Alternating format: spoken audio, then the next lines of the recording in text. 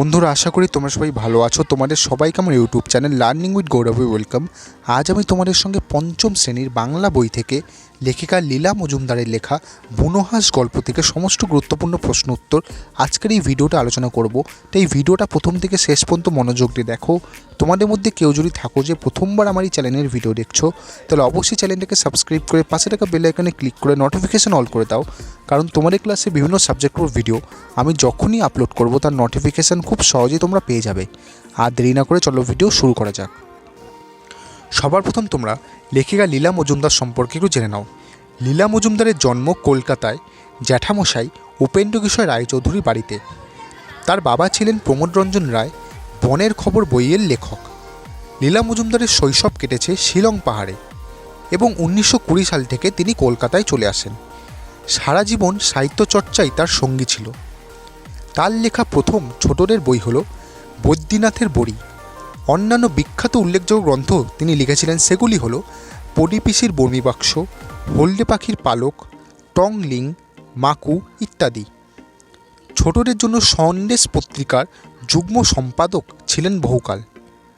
বহু পুরস্কারে তিনি সম্মানিত হন, যার মধ্যে রয়েছে রবীন্দ্র পুরস্কার, আনন্দ পুরস্কার, ভারতীয় শিশু সাহিত্যের পুরস্কার ইত্যাদি।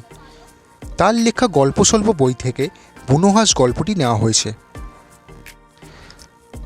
পঞ্চম শ্রেণীর বাংলা বইয়ের লেখিকা লীলা মজুমদারের লেখা বুনোহাঁস গল্প থেকে প্রথম প্রশ্ন, জোয়ানদের ঘাঁটি কোথায় ছিল? উত্তর, লাদাখের একটা বরফে ঢাকা নির্জন জায়গাতে জোয়ানদের ঘাঁটি ছিল। পরের প্রশ্ন, জোয়ানরা কি কাজ করে? উত্তর, জোয়ানরা দেশের মানুষকে রক্ষার কাজ করে, যাতে মানুষেরা শান্তিতে বাস করতে পারে, সেই কাজই করে জোয়ানরা। পরের প্রশ্ন, দুটো বুনোহাঁস দলছুট হয়েছিল কেন? উত্তর, একটি বুনোহাঁসের ডানায় জখম ছিল, তাই সে উঠতে না পারায় দলছুট হয়। অপর হাঁসটি ইচ্ছে করলে উড়ে যেতে পারত, কিন্তু বন্ধু হাঁসটিকে রেখে গেল না, সেও দলছুট হলো।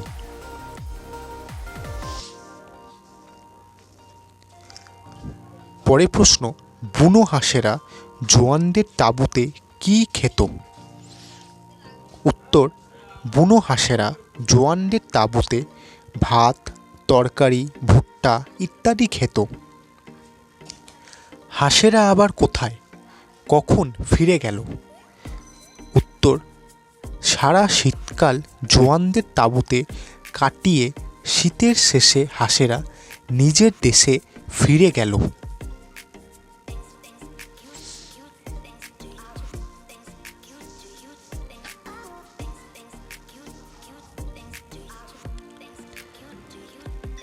পরের প্রশ্ন, লীলা মজুমদারের জন্ম কোন শহরে? উত্তর, লীলা মজুমদারের জন্ম কলকাতায়। তার শৈশব কোথায় কেটেছে? উত্তর, তার শৈশব শিলং পাহাড়ে কেটেছে। ছোটদের জন্য লেখা তার দুটি বইয়ের নাম লেখো।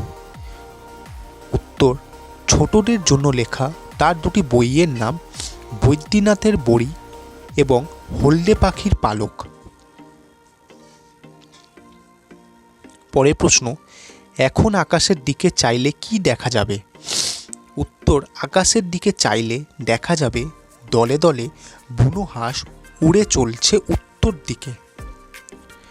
হাঁসেরা কিভাবে সার বেঁধে উড়ে যাচ্ছে?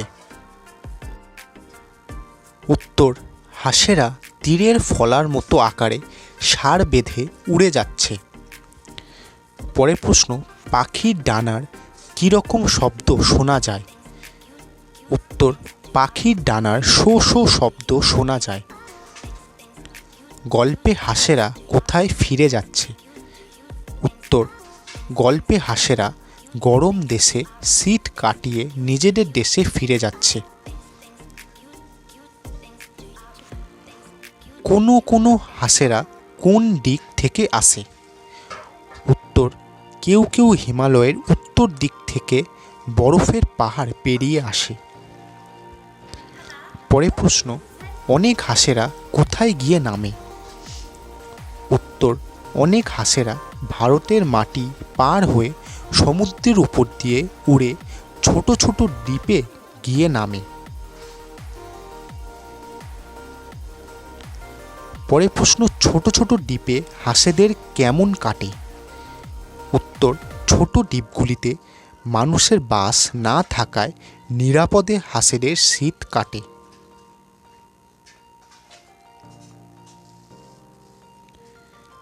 পরের প্রশ্ন, পৃথিবীর দক্ষিণের আটখানায় আমাদের গরমের সময় কোন ঋতু থাকে? উত্তর, পৃথিবীর দক্ষিণের আটখানায় আমাদের গরমের সময় শীত ঋতু থাকে।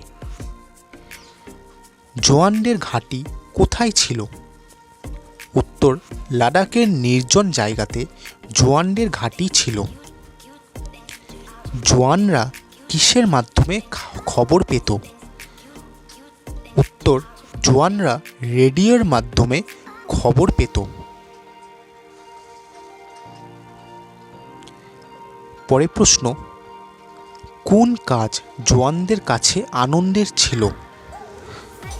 উত্তর, হাঁসেদের দেখাশোনা করা জোয়ানদের কাছে আনন্দের কাজ ছিল। বেচারি উঠতে পারছিল না, কাকে বেচারি বলা হয়েছে? উত্তর, ডানা জখম হওয়া বুনো হাঁসটিকে বেচারি বলা হয়েছে।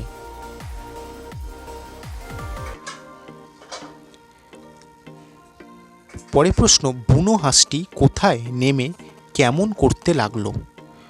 উত্তর, বুনো হাঁসটি ঝোপের ওপর নেমে থরথর করে কাঁপতে লাগলো। আহত হাঁসটি প্রথম প্রথম কতদূর উঠতে পারত? উত্তর, আহত হাঁসটি প্রথম প্রথম তাঁবুর ছাদ পর্যন্ত উঠতে পারত। জোয়ানরা কখন হাঁসটিকে তাঁবুতে নিয়ে এসেছিল?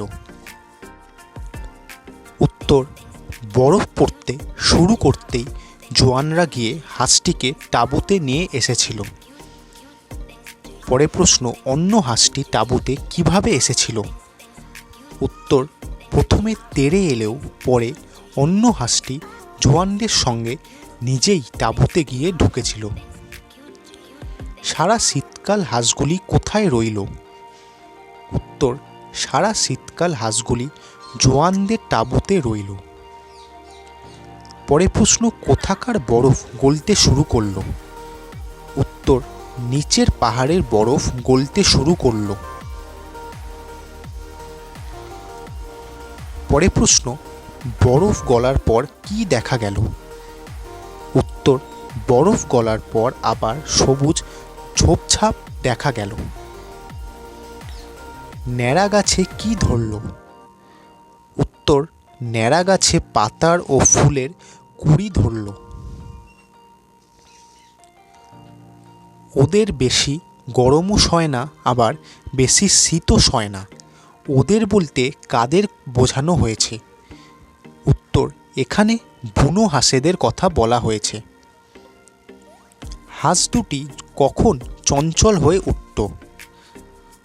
উত্তর, মাথার উপর দিয়ে হাঁসের দল গেলেই হাঁস দুটি চঞ্চল হয়ে উঠত।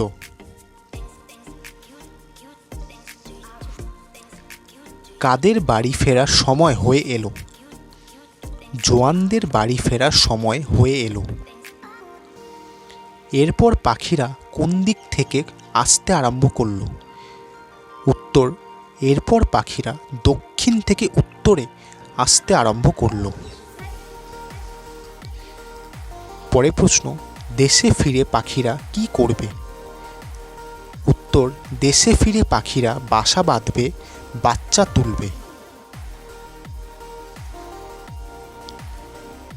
একদিন জোয়ানরা এসে কি দেখল? উত্তর, একদিন জোয়ানরা এসে দেখল হাঁস দুটি উড়ে চলে গেছে। জোয়ানদের ঘাঁটি কোথায় ছিল?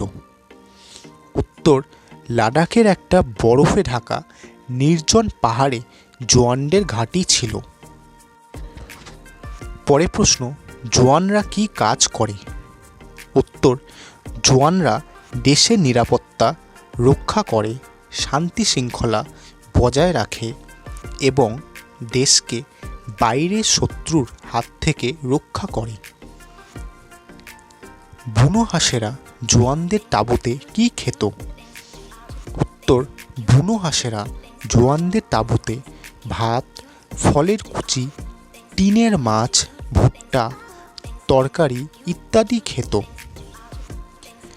হাঁসেরা আবার কোথায় কখন ফিরে গেল? উত্তর, হাঁসেরা আবার শীতের শেষে তাদের নিজেদের দেশে ফিরে গেল। বন্ধুরা, এবার তোমাদের বলেছে সংক্ষিপ্ত প্রশ্ন উত্তর, যেখানে প্রতিটি প্রশ্নের মান 2 অথবা 3। তো প্রথম প্রশ্ন, দুটো বুনো হাঁস দলছুট হয়েছিল কেন?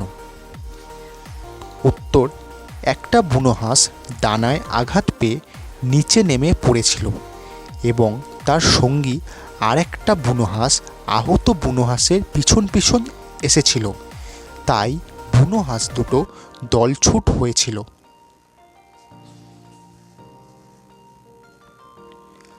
পরের প্রশ্ন, বুনো হাঁস গল্পে জওয়ানরা কিভাবে দিন কাটাতো? উত্তর, লাদাখে বরফ ঢাকা এক নির্জন জায়গাতে জওয়ানদের ঘাঁটি ছিল।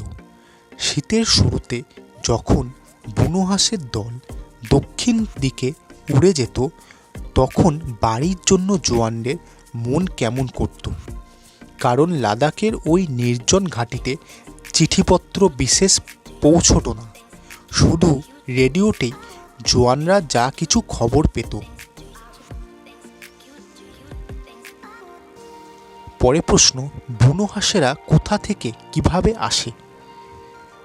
উত্তর, বুনো হাঁসের দল কেউ কেউ হিমালয়ের উত্তর থেকে বরফের পাহাড় পেরিয়ে আসে, অনেকে ভারতের মাটি পার হয়ে সমুদ্রের উপর দিয়ে উড়ে ছোট ছোট দ্বীপে গিয়ে নামে। সেখানে মানুষের বাস না থাকায় তারা নিরাপদে শীত কাটায়।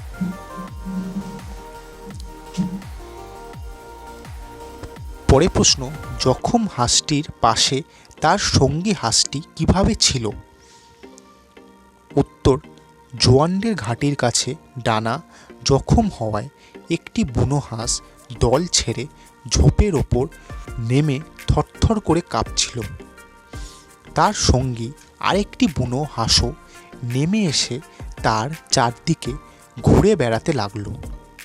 বরফ পড়া শুরু হতে জওয়ানরা যখন জখম হাঁসটিকে তাঁবুতে নিয়ে আসছিল, তখন সঙ্গী হাঁসটি প্রথমে তেড়ে এলেও পরে নিজেই ওদের সঙ্গে তাঁবুতে ঢুকেছিল। সারা শীতকাল সঙ্গী হাঁসটি জখম হাঁসটির পাশে থেকে গিয়েছিল। ইচ্ছে করলেই সে উড়ে যেতে পারত, কিন্তু সঙ্গীকে ছেড়ে সে যায়নি। পরের প্রশ্ন, সারা শীত কেটে যাবার পর কি হলো? উত্তর, সারা শীতকাল কেটে যাবার পর নিচের পাহাড়ে বরফ গলতে শুরু করলো। আবার সবুজ ঝোপঝাড় দেখা গেল। ন্যাড়া গাছে পাতার আর ফুলের কুঁড়ি ধরল। তারপর দক্ষিণ থেকে উত্তরে আবার পাখিরা আসতে আরম্ভ করল। পরের প্রশ্ন, হাঁস দুটি জওয়ানদের কাছে কিভাবে থাকত? উত্তর, জওয়ানদের তাঁবুতে মুরগি রাখার খালি জায়গা ছিল। বুনো হাঁস দুটি সেখানে থাকত। টিনের মাছ, তরকারি, ভুট্টা, ভাত, ফলের কুচি এইসব খাবার তারা খেত। হাঁস দুটিকে দেখাশোনা করা জওয়ানদের কাছে একটা আনন্দের কাজ হয়ে দাঁড়িয়েছিল। পরের প্রশ্ন, একদিন জওয়ানরা সকালে কাজ সেরে এসে দেখে হাঁস দুটি উড়ে চলে গেছে। জওয়ানদের বাড়ি ফেরার সময় হয়ে এলো।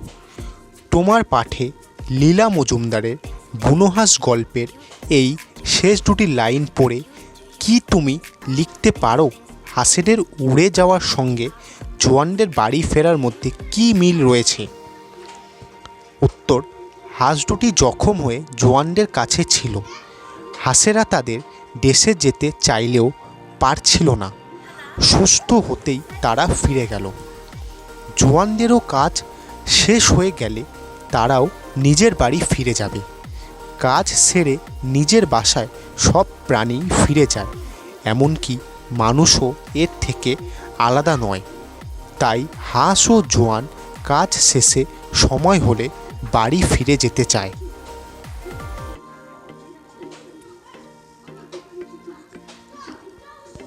পরের প্রশ্ন, এমনি করে সারা শীত দেখতে দেখতে কেটে গেল, কেমন করে সারা শীতকাল কাটলো, এরপর কি ঘটনা ঘটল? উত্তর, সারা শীতকাল বুনো হাঁস দুটি জোয়ানদের তাঁবুতে থেকে গেল। আস্তে আস্তে আহত বুনো হাঁসের ডানা সারল। হাঁসটি একটু একটু করে উঠতে চেষ্টা করত। আহত হাঁসটি তাঁবুর ছাদ অবধি উঠে আবার ধূপ করে পড়ে যেত। এভাবেই সারা শীতকাল কাটল। তারপর একদিন জোয়ানরা সকালে কাজ সেরে ফিরে এসে দেখল হাঁস দুটি উড়ে চলে গেছে। পঞ্চম শ্রেণীর বাংলা বইয়ের লেখিকা লীলা মজুমদারের লেখা বুনো হাঁস গল্প থেকে প্রশ্ন উত্তরের ভিডিও আজ এই পর্যন্তই।